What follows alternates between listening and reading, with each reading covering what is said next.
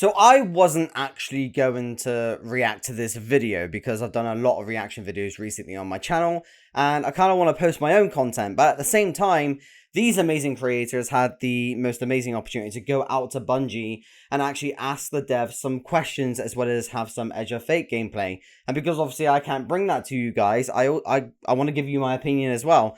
And the reason why I specifically wanted to react to Milo's video here is because Milo is a little bit different from other creators. He's coming into this with fresh eyes, you know? Kind of like fresh eyes to Destiny after not playing it for such a long time. Whereas, obviously, you have veterans of Destiny 2, which ask questions, and that's all well and good, and I've also got a reaction of that on my channel as well. But I just think it's interesting to also see it from a fresh pair of eyes as well. So, yeah, I'm gonna click play.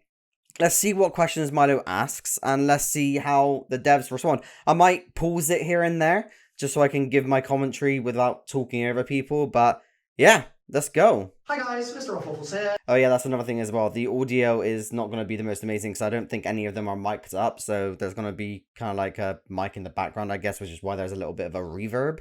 Today, I am joined by Robbie and Alison. Hey, can I just say, Alison Lurs is so fucking awesome. Like, she's just so, like, enthusiastic, and, like, everything that she does has kind of, like, I don't even know how to say it. Like, I don't know. She's just awesome. She's just so awesome. We are going to be doing a very speedy little interview. It's good to watch. Talking about the Edge of Fate and all sorts of stuff that you guys have planned for the next several months, and also some high-level sort of philosophical stuff about how you think about. She's very engaging overall, and where that may hypothetically take us in the future, just maybe. So one of the questions that my community was really excited for me to be able to ask about was Destiny 2. Destiny 2.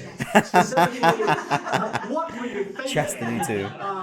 You know what? We'll start there. Okay? What have I done? What I would love to hear that was epic. Is it's a story-specific question. Oh, okay. Based on Chestiny. Yes, let's do it. So Chestiny at release, the experience of it felt like at first we were like, okay, it's just a puzzle that's just a cool puzzle. And then we got the Aeon terminal that we could interact with, and there was stuff in there that was like, yeah, that was the whole thing. There's references to real chess games and all sorts of stuff. And we were like, okay, they're playing with the real life. This is interesting. We're in ARG territory. We're crossing the veil, right? Yeah. But we now know that the Aeonians are a group of people, and they have their own little sort of splinter, separate timeline to the rest of humanity. Like, they've been doing their own thing. Yeah. And I'm curious, did you sort of know, okay, we need the Aeonians to be involved in a puzzle, so let's lead with the story thing there? Or was it like, we just That's a good question. And, oh, holy moly, it's a perfect place for them to show up? Like, what was the order of operations? As with all good design, it's both at the same time. Okay, yeah. We knew that we wanted to have an event. We knew we wanted to have something to get people excited for the Edge of Fate that was about to come out. And so myself, Robbie, a bunch of other really smart people, we're all getting in the same room and thinking, like, what can we do that's exciting? What feels good? And what feels better to Bungie than an ARG? Like, just doing a really badass puzzle. On the story side, what we wanted to do is we wanted to have a pass forward. We wanted to have something we could establish here that we could pay off once we got to the Edge of Fate. And we knew where we were going, and so that meant we could set some things up. And one of the, it doesn't seem spicy, but it kind of is. Like, one of the spiciest thing about that terminal is that it's talking about names that you recognize. Like, there's a Halo reference as well. Past that super exist. Right. And suddenly, like Bobby Fischer. Like Bobby Fischer. Yeah. Bobby Fischer's in the world of Destiny 2, the answer is yes. Yeah. Yeah, and like that kind of thing and that kind of nugget is something that's a really exciting thing to pay off down the line. Yeah, there's also Shiso and Enzi Bell, who were in my chat, figured something out. I was then able to sort of spread it to all the creators that were working on the puzzle, and then you guys canonized them in. Oh yeah, we're actively watching y'all do it, talking about it, and we love celebrating the hard work y'all. So cool. That's like, awesome. Unbelievably It was was cool. really fun. I Yeah. also, like, to this day, I'm pretty sure there's one terminal entry that no one's gotten yet. Or at least I haven't Oh, seen it. So there you go. listen, I love a It's challenge. my favorite entry, So, too. oh, you can't be doing it. All right, well, No, it's right. it's been nice to talk. Wow. I've got somewhere to be right now, so sorry, but yeah, interviews Yeah. over. The other thing, like, just to like Yeah. I said, like, this was a bridge. We wanted to build a bridge, but the way we were building this bridge was also like really intentional because it was like, By the way, I want to say I'm actually really happy that Robbie is a huge part of this as well, because he has been with Bungie for such a long time, and he, like, knowing that he's kind of taken the lead with a lot of things now at Bungie, I'm just a lot more confident that things are going to be going in such a better direction. hey, it had been a long time since we had done something at this scale. Like Yeah. the last time we did something at scale was like the quarters of time, and it takes Yeah. a crazy amount of effort and energy to do these things and set up. It's I actually enjoyed the we corridors of literally have time. like geniuses who work Yeah. on these puzzles, like engineers who are Yes. geniuses that love Big brain. puzzles, Yeah. big brains working on this stuff, and it takes a while. But That's the other epic. thing is, like, just speaking to the themes of the Edge of Fate and the Fate Saga, it's like we've already talked about. It's like we want the game to be about asking questions again. Yes. Right? And so when we were talking about the event, like Allison was describing, it's like, what better than this one that just poses a bunch of questions and answers a couple of them, Yeah. but it also poses a bunch of other questions about what it means for the Fate Saga. So speaking of questions being posed, Oh, here we go. I first of all want to preface this by saying I know you can't talk about secrets. I know that that's not Yes. going to be a thing. However, I'm hopeful that we can talk about talking about secrets. We sure can. Okay. Well, we can talk about that. So she said yes. So we're in. We're in. So let me sort of help. I love the enthusiasm of this interview. Can I just say that? Like, the enthusiasm and I can't talk. The enthusiasm and energy of this interview is so on point right now. Stand right going, yeah. It's the Mission Impossible, the single drip down the face, like, oh god, oh god. So, I have a quote I'd like to read you from yourself several years okay, ago, yeah. and I will give it with full context. So Okay. I'm not throwing you in a weird place here. Okay. It was December 2022. Okay. Oh god. And you were responding to, I think there'd been some community conversation about secrets in Destiny. Yeah. And you were more or less just explaining to the community, like, don't worry guys, we still love secrets, right? Yeah. And so your quote was saying, secrets are an important part of the franchise, we're dedicated to delivering secrets, like, there will be secrets in the future, that will happen, putting more secrets into the game is something the team's been working on for months. So you were making it clear, like, don't worry guys, secrets are not going away. Yeah. And as we embark on a new saga here, I'm curious if there's any kind of internal difference with the way that you think about how you posed questions over the last 10 years versus the next 10. It's a great question. Yes. Man, Milo is hitting them with actually fantastic questions here. This is a really good interview. Holy shit. It's not the secret that I want the answer to. Yeah, it's, yeah. It's how and why and Yeah, when and where. Yeah, this Allison is should definitely take the first part of this, and I can definitely can add on. okay, I can Yeah, add on sounds to so good. this, yeah. what's special about our approach to the Phage Saga is that we're beginning from a place of knowing where we're going. Like, Robbie and I know where we're going. The Like, arc. we know the arc, we know the Okay. shape of it, we know Yeah. the major beats. I'm And so since we jealous, by know the way. Where we're going, that means that we can plant stuff now. That feels like what the hell is this doing? Like, Destiny? Like, this doesn't make any sense. She was Or, gonna like, drop what's the this- F-bomb there. Why didn't they tell me what the thing is? They just like ask this really big question, then just like drop it. I bet they forgot about it. Joke's on you. They forgot everything. And we get to plant some stuff in the Edge of Fate that we won't deliver on until 3 years from now. Yeah, and that's fine. And That's really absolutely special, fine. Like, magic of storytelling, because it makes us look like geniuses when really we're just knowing how to tell a story. Yes. Yeah, they But are yeah, very, no, very, I very think that smart. a good game should be asking questions and should be about those secrets where you get to 100%. feel smart when you figure it out, because everyone wants to feel smart when Yeah. they play.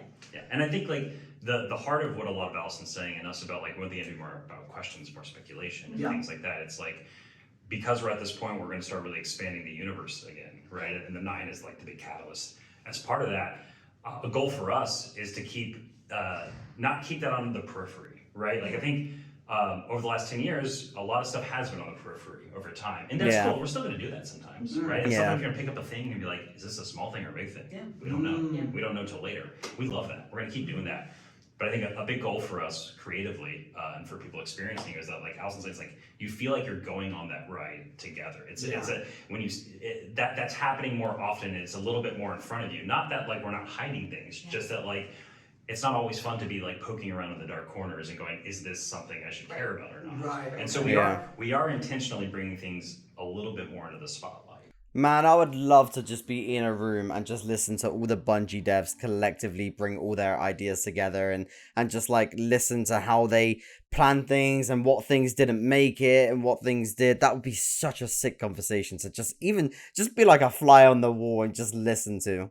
Okay. A little that speculation up front, Yeah. a little bit more, and we're gonna keep teasing it out and pulling it out. And some threads, like Allison said, are gonna like immediately be like, oh, that's the thing that's happening, and other threads are like, when is that happening? Is that going to happen? We know it's Or there. right, right. Yeah. And something might change in the story where it's like, oh wait, that might mean something completely different now, right? And it's that subversion of expectation too that I think is really important for us also. And we know the direction we're going. We know the arc. At the same time, though, like y'all are gonna play it. Yes. You're gonna Yeah. experience it, and depending on how y'all react to some of the things and some of the speculations y'all go through, we might turn the car a little bit in a different direction, or we might take a different side road for a little bit and do something. That's what I love about a game that is growing, right, and changing, right? Like that's We can listen and we can respond and react. Yeah, okay, because that's the bulk of my career has been spent in the Call of Duty zombie space, and the origins of the zombie storyline, the reason I fell in love with it was that you had a story that was lots of essentially the small threads, like not the spotlight threads, and there was an array of them, and then the community would latch onto certain ones and be insane and post some insane nonsense, and then the devs would go, oh, that's good. That's really, that's tasty. And then they would basically, almost in some cases ironically and satirically, and in other cases just with no mask on whatsoever, put that stuff in the game to tease the community, and it was this cyclical, organic conversation. It should be a conversation. Yeah. Like that feedback loop is what makes a game exciting, is between like whoever is playing and whatever you are. Yeah, in the true. world. So how do you have to listen to your that players. goal of conversation when games take time to make? That's got to be tricky, right? optionality is what. That's how I talk about games it. at once. Optionality is fine, but positing the right questions is another. Like we can control and shape where the spotlight is, like what we're focusing on. And if we can do that in a way that encourages people, like, let's talk about this for a little bit, then that might open up some kinds of questions that we can answer to. And that's what I mean about optionality. Is like we intentionally are putting things in the game where like I said, like the scale of how we execute on something that we're putting the planting seeds on today can be incredibly variable. Sometimes we know exactly how big it is or how small it might be, but at the same time, the community response can also cause us to go, maybe that thing isn't as big as we thought, and we're going to make it a little smaller. Maybe that thing's actually bigger than we think it should be, If and we we're want going our to raise it community up. to Right? ask questions they've never asked before, you Yeah. do something like, here's Bobby Fischer. Yes. Go. Yeah. Oh, I'm going. And make sure we get I'm to on the the right treadmill question. right now. I'm Yeah, running. exactly. Yeah. Like, that's a tactic that you Yeah, can do. and that's why it's like, and at the end of the day, it's like we want to be confident in the things that we know y'all are going to be really excited about too. Yeah. So for like when we were planning Chestiny, it's not what we called it. We never even thought of that name, that's why we just use it now. Oh, I've been hammering the Chestiny drum for a long time. I think we just called it the chess puzzle. So Chestiny's better. But That's yeah, sick. it's like when we were building that, it's like we already. You can just tell by the way that they talk, the way that they interact, and the way that they kind of just describe all the little intrinsic things about the game, that they are genuinely excited. This is something that they do genuinely care about, and that makes me happy to see, because as a veteran Destiny player for almost 11 years now, Destiny 1 beta, like just being sat here today, like over a decade later, still talking about Destiny, still getting enthusiastic about Destiny. It's what I love, man. It's why I do this. Like the idea of the puzzle itself was already so strong, and then how we folded into the storytelling that we know we wanted to do in the thread, the little secrets and threads of the narrative we wanted to be pulling into the Fate Saga. That's where the scaling really starts, right? And so this is the first time we did it, and like that's why we spent so much time on the Aeon network, right? Yeah. Like the scale of that is really pretty big. Yeah, it's very expensive. Right, for everyone to engage with. And so what's great once the Fate Saga comes out and everything's more playable, right? Like in the game, Very soon. You're gonna see a lot more of that, but at a bunch of different sizes. Right? Well, some lore books, sometimes dialogue, sometimes a character moment, right? Like sometimes a cinematic, right? Like it's gonna be. We love There's gonna be cinematics. stuff everywhere that's gonna pique a lot of interest. Cool. I can emphatically say, on behalf of the whole community, and I know they'll all agree with this, that that chess mini puzzle was unbelievably special. It was was. so much fun to It be a was. part of. It was so much fun that so many people got to be a part of it as well. So more insanity, always welcome. Like you are talking to the right guy for it. Like the more crazy I can be, the more happy I will be. On a slightly different note, I wanted to ask. Here we go. Next about, question. Kepler. Okay. Kepler is a location which it's not the first new location in Destiny, right? Sure. Like you guys have been making the game for a long time. There's been a lot of different worlds that have been explored, and I'm curious when you're approaching a new space like this, how do you make it feel new? How do you make it feel like aesthetically maybe even that alone has Yeah, its own true. visual language? Is it a question of saying, well, who's here and how would they shape the world? Yeah, Like, it's a great way to think about it. Yeah. yeah, like, I'm curious, just like Yeah. why Kepler and what is it? You know what? Hats off to Milo, and this is again why I was so interested to actually show my reaction to this interview, because he is hitting the nail on the head with these questions. Oh my god, like what he's asking right now is genuinely something I would have asked myself if I was in his position, because that actually is on my mind too. Man, he's bossing it with these questions. Is it that you feel like is in Kepler that's I'll start from my end. Before I was at Bungie, I was at Wizards of the Coast. Okay. My job was world building, so coming up with like new worlds, new locations. And one of my favorite ways to approach building a new place is to kind of go like top down. Like, what is the theology of this place? Like, what is like the grand cosmic things that make up this world? And then you go a step down of like, okay, so what's the geography? How does that reflect what's up top? Yeah. And then who are the people who live here? And how does that reflect the geography and the thing up top? Because we knew first that we wanted to meet some new people here, and we knew that the people who lived here were going to be this perfect blend of faith and science. That was kind of the thing that helped inspire the rest of the world. Yeah, in okay. addition to the influence of the Nine. Yeah. We knew that the Nine are extra-dimensional beings. That means they perceive the world in a very different way than we do. Yeah. By the way, I just want to give a huge shout out to myself, because when the final shape finished and everyone was asking where next are they going to take the story, I actually said the Nine. They can interact with it in a very different way than we do. Time was going to be something really important here. And so using those elements of like, we know there's timey-wimey nonsense. We know that Doctor Who there's like reference. an entire group of people who where faith and science are the same thing. Yes. That helped influence what the rest of the world's story was going to be. Yeah. Mechanically. Oh yeah, no, I mean, that too. it's like, how do I build off of that? That was already such a great That's a good yeah, answer. like at the heart of what Allison's saying, and like just like the pithy version of this is like we talk about it so much when, especially for Kepler when we're standing up, it's like, what's the storied history? Yeah. Like, what is the storied history that from the outset of the first cutscene cinematics getting into Kepler, that then you follow from what we call the boots on the ground in the first mission, through that beyond into the depths of it.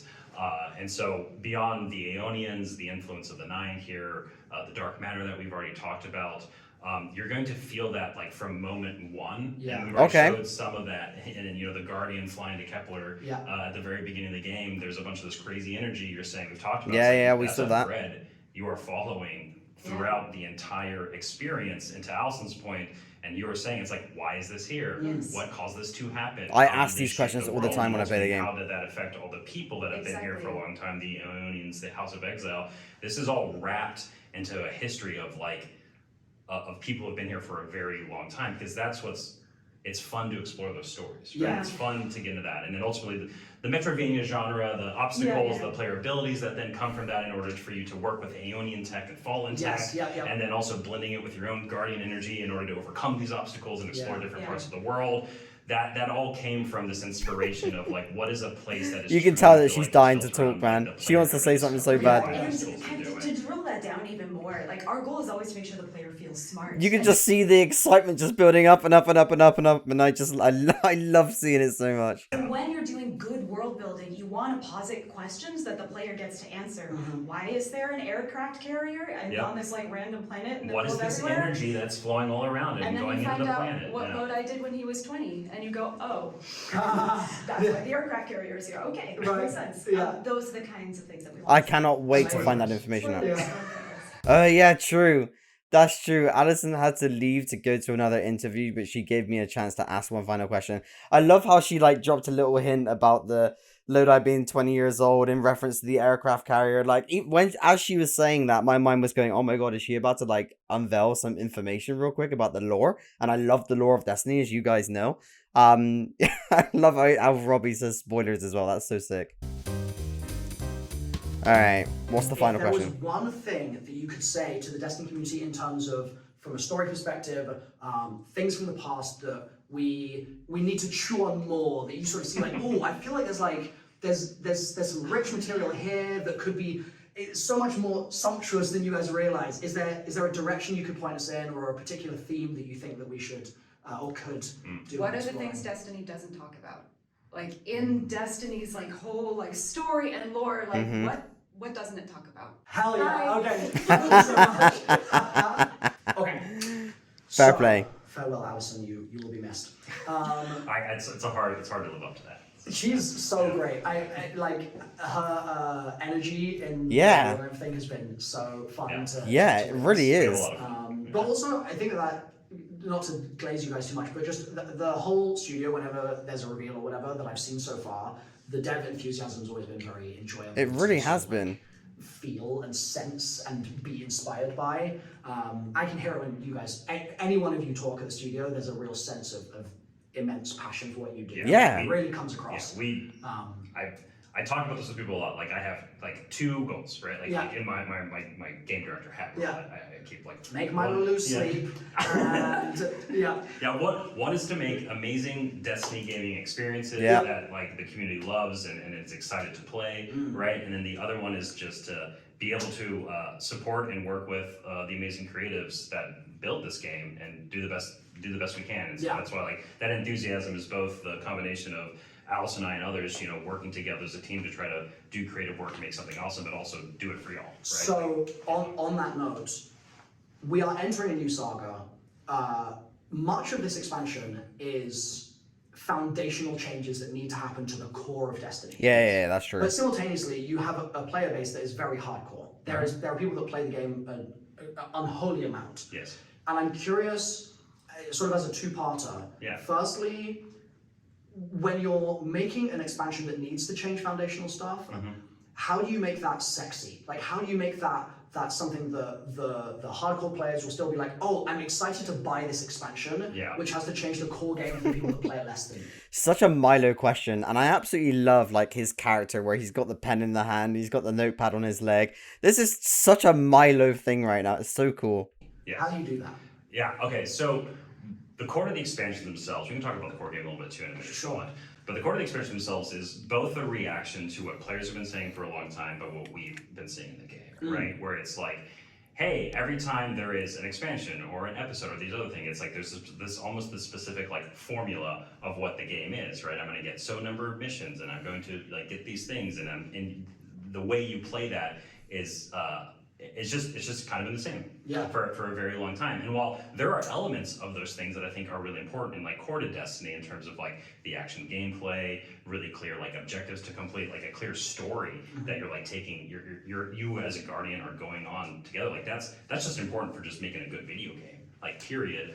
For Destiny, for these expansions and with the Edge of Fate, right, like this world that you're going to explore and like putting you in the driver's seat, giving you that agency with these brand new powers, these brand new abilities, that is where we're trying to think about the like, what is the fantasy that like you get to embody, right? Like, I'm selling it to you because I'm talking about it, but ultimately I'm when we're building all this stuff from like stage one, it's like what's just gonna be fun to play. Yeah. Like how can I get through the destination of Kepler in a way that we haven't really done before and it feels really different. Yeah. Right. And so we already talked about how and the reveal a little bit how right there is a campaign structure, there's a story to follow. Yeah. But like y'all been playing during this summit we've been having, you've seen that like the free roam experience of actually getting through the destination itself is very different from what we've done in the past, right? And so my hope is all of those elements coming together and seeing that like we're really listening, we're listening to y'all when you're like, we want to feel something different in the game, we want to feel different things, we want to have different types of experiences. Yeah.